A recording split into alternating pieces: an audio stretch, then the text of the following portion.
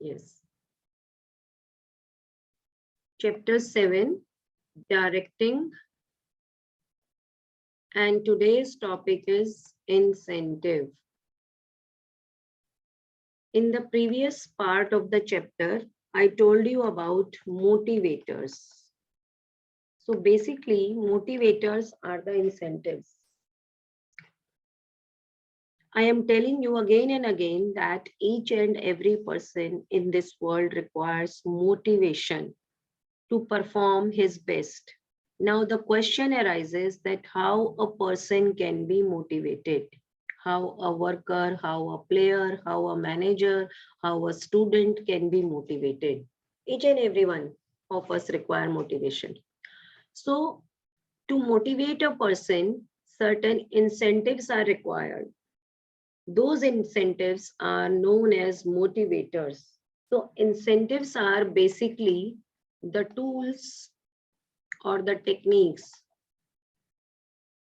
or techniques used to motivate a person, without which motivation cannot be done, so that they can improve their behavior, they can improve their performance, and they are behaving in a desired manner to achieve the organizational goal. RN Bansal, please don't still your camera, please. Next is the types of incentives. How many types of incentives are there, or what incentives we can give to the employees? So incentives are the measures which are taken to motivate people, measures, tools, techniques, anything which we are using to motivate the people is known as incentive.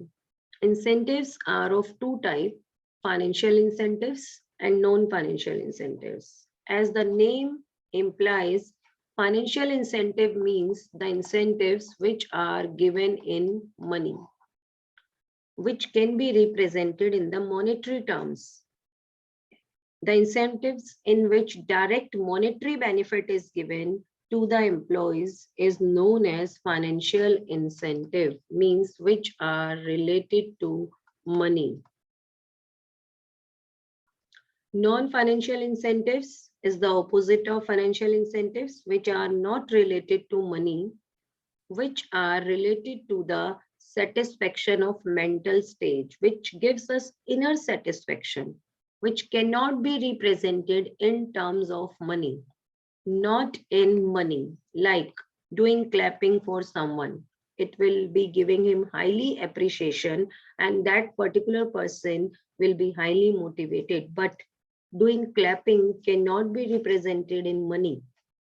So that's why it will be coming in the category of non-financial incentives.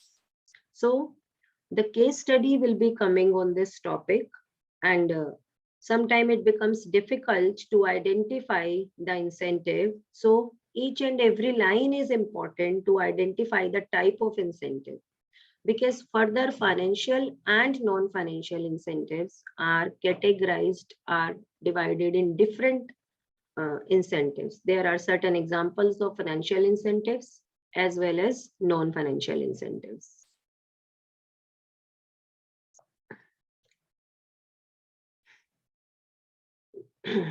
Financial incentives, which are given directly in money or associated with money, or if they are not given in money, then they can be converted, they can be measured in terms of money. Like the organization has given a rent-free house to the employee.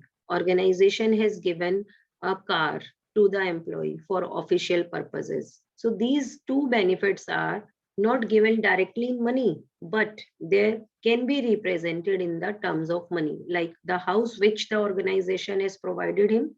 If the same type of house the employee will be getting from market on rent, suppose the rent is 50,000 per month, so the monetary term of that particular house is 50,000. So monetary incentive does not mean they are directly given in monetary terms.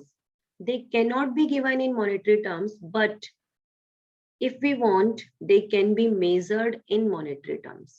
Okay, so those are the financial incentives or monetary incentives. Now we will be doing all the examples of financial incentives. First example is pay and allowances. We all know that each and everyone in this world is doing work for getting some returns. And whenever we are doing job, then what is the return? Return of doing job is either pay, salary, or wages. If the workers are doing work, they will be getting wages. And if the middle level, lower level, or at the top level you are working, then you will be getting salary. Pay and salary, you are not only getting these two things. Along with pay and salary, you are getting certain allowances, which are the part of your pay and salary. For example, DA, dearness allowance, which increases year after year according to the inflation rate in the country. TA, traveling allowance, you need to go to the office from your home, so you will be getting the traveling allowance. CCA, city compensatory allowance. This allowance is given to the employees which are doing job in the rural areas or the tribal areas or the hilly areas where all the facilities are not provided. So some extra benefit is given to such employees, which is known as CCA, city compensatory allowance. Sometimes some organizations are also given house rent allowance, HRA. Some organizations are giving rent-free flats, quarters to their employees.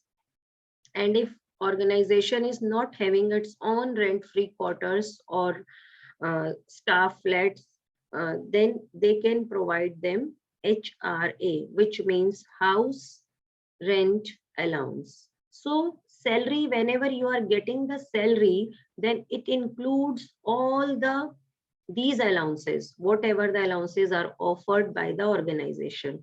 So a salary includes basic pay, which is your actual pay in monetary terms, dearness allowance, and the other perquisites. So each and everything is included in the salary. So salary is the basic motivator, financial motivator. If you are not getting good salary, you will be not interested in doing a particular job in a particular organization. Second is productivity linked wage incentives. Apart from salary, certain other financial incentives are there, which may be there or which may not be there. How many of these financial incentives you will be getting, it will be depending on your level of the job. If you are working at the higher level of the job, then many of the incentives you will be getting. So basic pay or salary is the most important and the essential incentive, which is given by all the organizations to all the working people. Others are the not compulsory. It may be there in any organization or it may not be there. Productivity linked wage incentives, as the name implies, that here two type of wage rates are there: time wage rate and piece wage rate.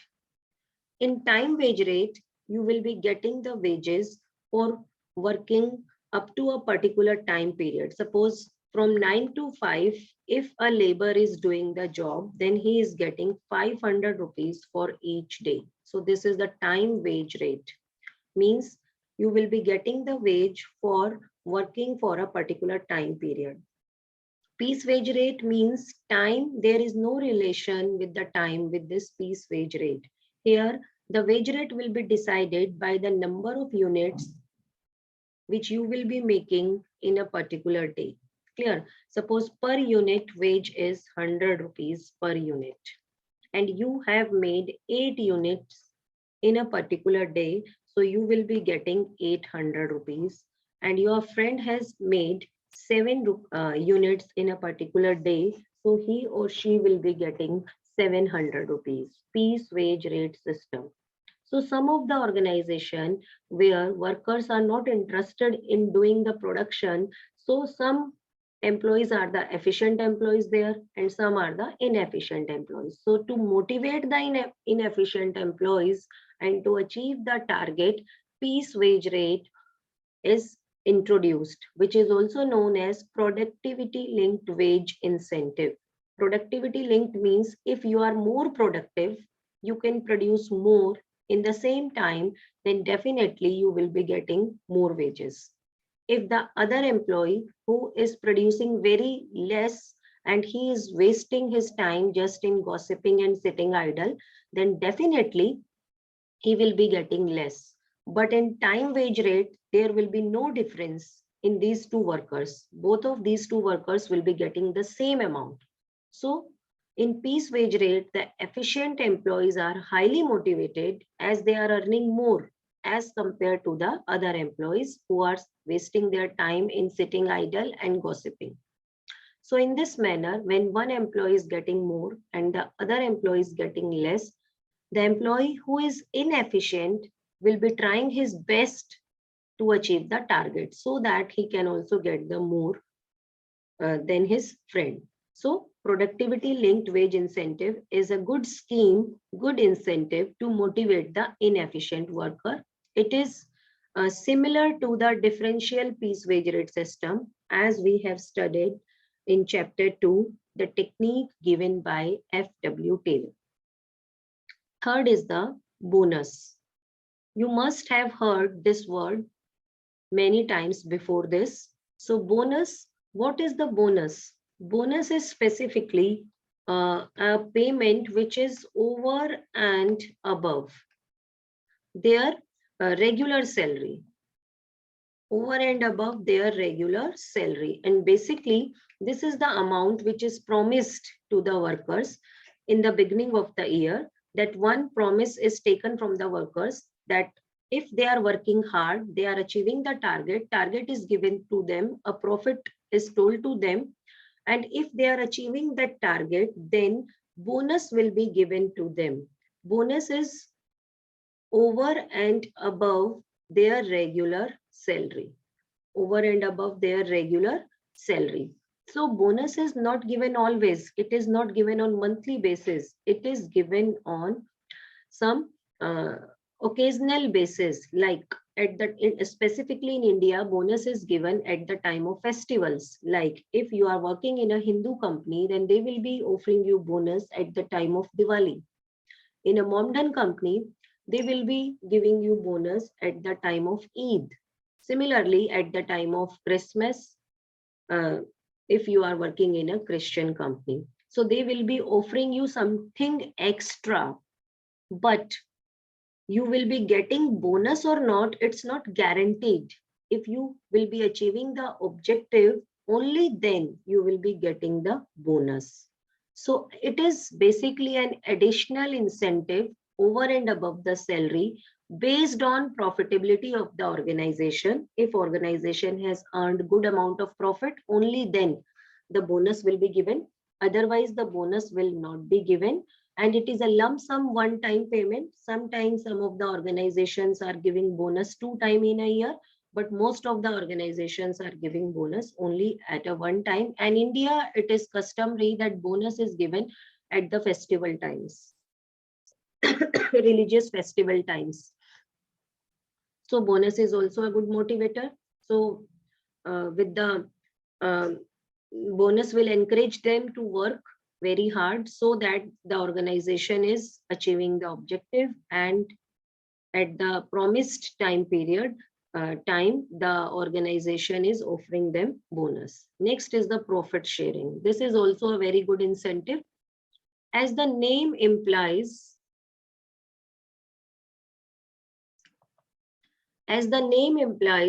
profit sharing means the organization is sharing the profits with the employees.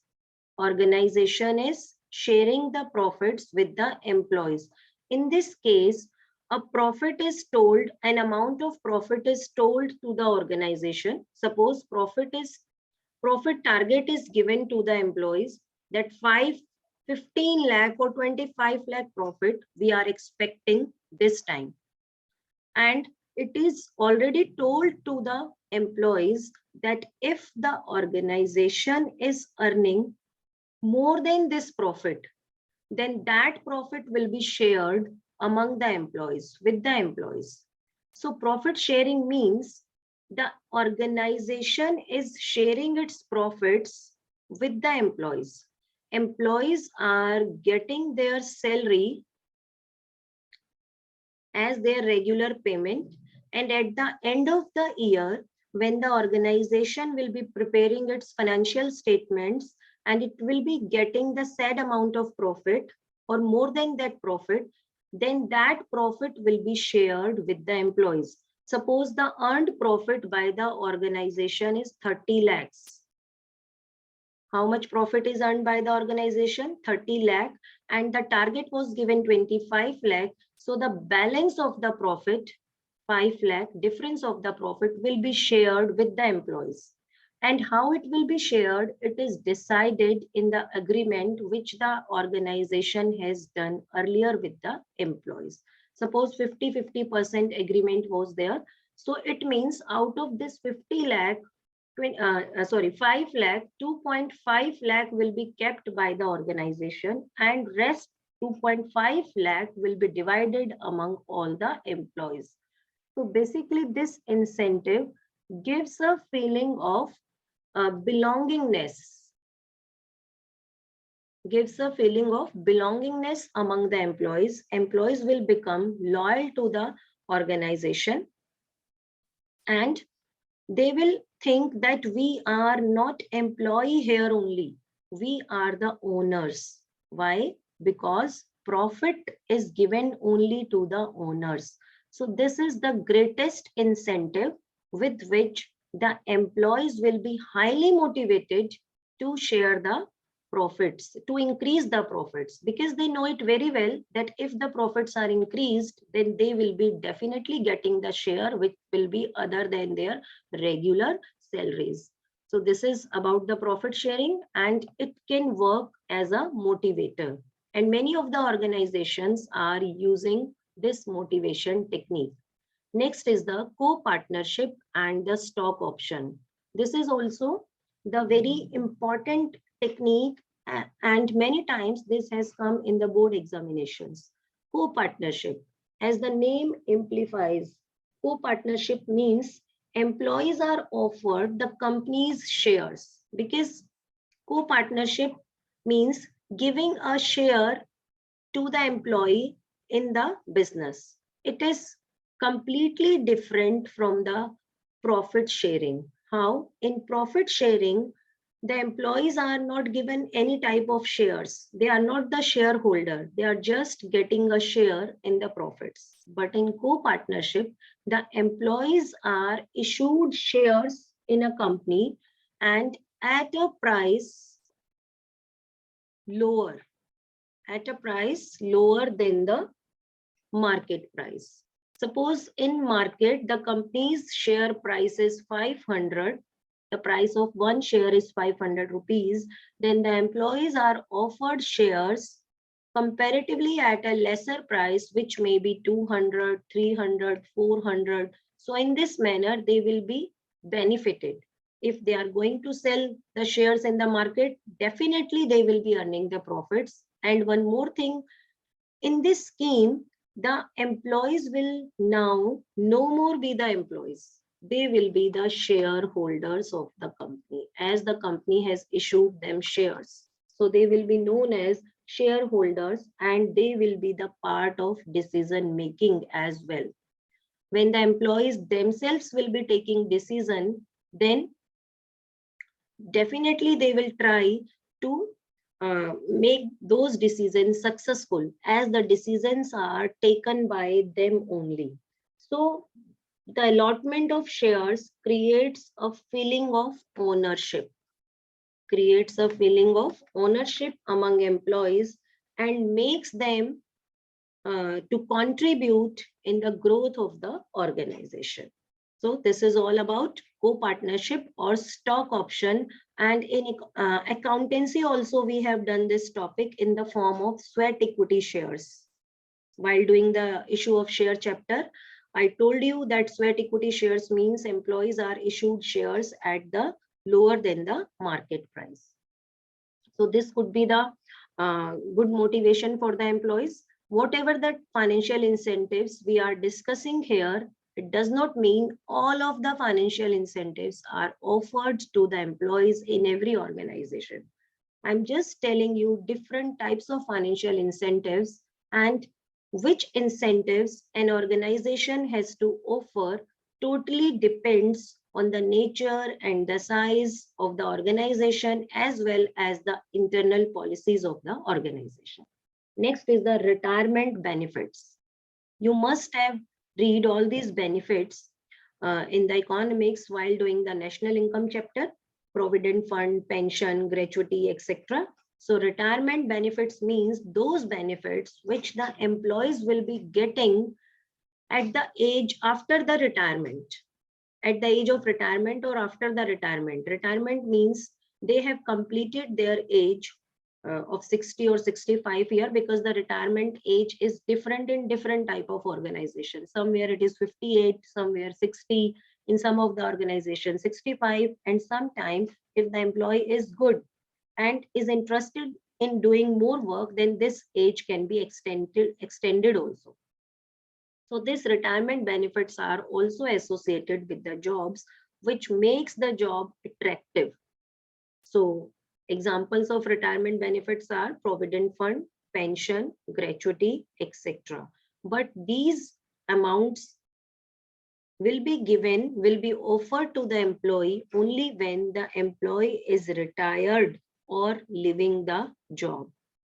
So how these can be attractive, or this can be used as an incentive in present, because the jobs with which these incentives are associated, the jobs with which these incentives are associated are more attractive among the employees. These incentives are basically associated in all the MNCs as well as in the government jobs. So each and every person wants to do job here, because these type of jobs are not only making their present secure, but also their future is secured at the time of old age, when they will be not having any job or any permanent source of earning. At that time, these incentives will be really helping them a lot. So these incentives fulfill their safety need. These incentives fulfill their safety need for future. Clear? Safety need for future. Next is not the present, but the future. In present, they are getting their basic salary and other things. And in future, when they will be retiring, they will be getting this amount, a huge amount, in the form of provident fund, pension, gratuity, and that will be the source of their earning. Last one is the perquisites. They are also known as fringe benefits. Write down the alternate name also. Perquisites are also known as fringe benefits. So in many organizations, perquisites or fringe benefits, such as I have already told you, car allowance, HRA, housing rent allowance, and some of the organizations are also providing the Mediclaim facility to their organizations.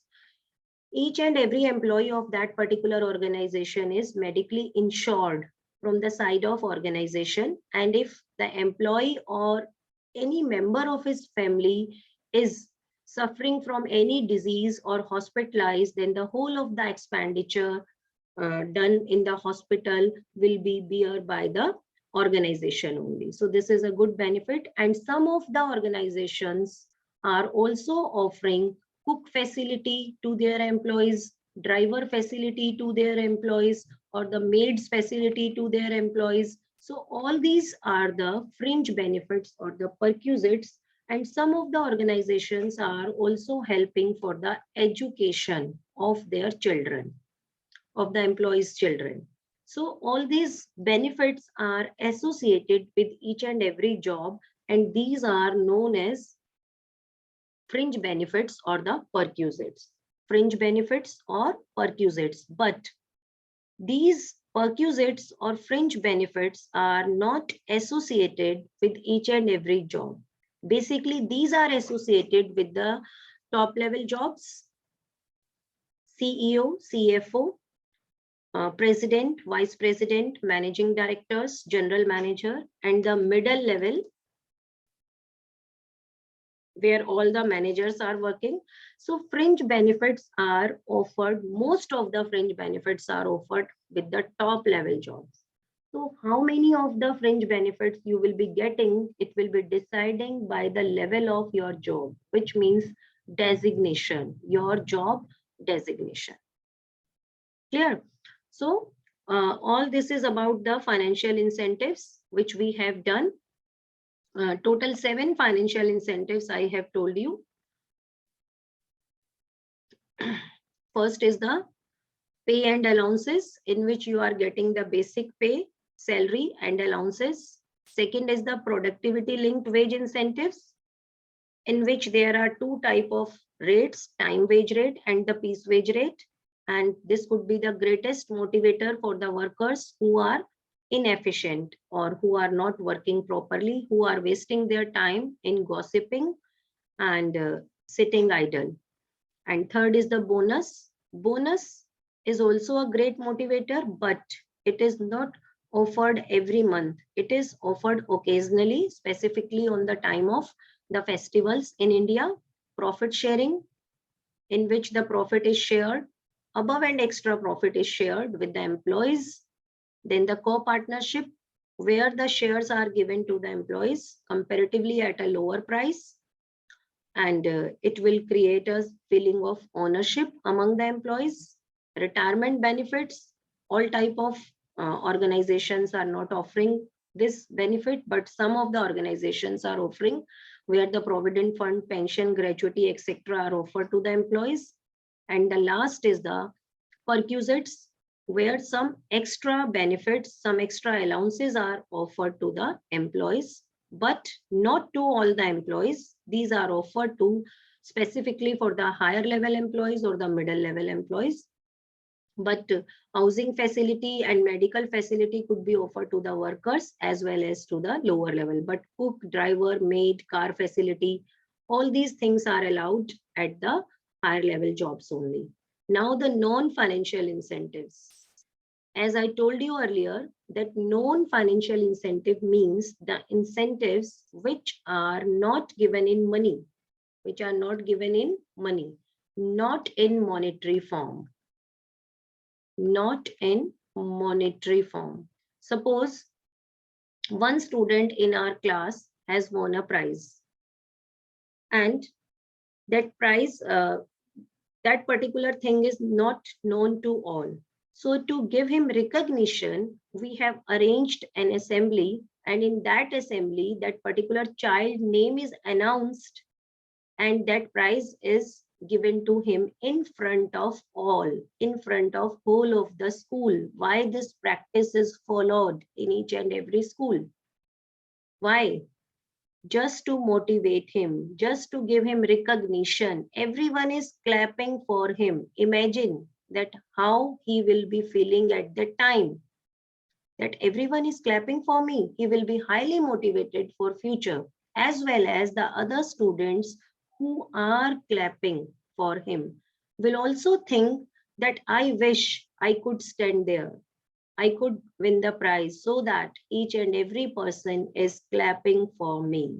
So non-financial incentives are also equally important for the employees along with the financial incentives. But one thing you have to remember here, that financial incentives are more important than non-financial incentives, specifically for the lower level employees or for the workers, as they are always in need of money.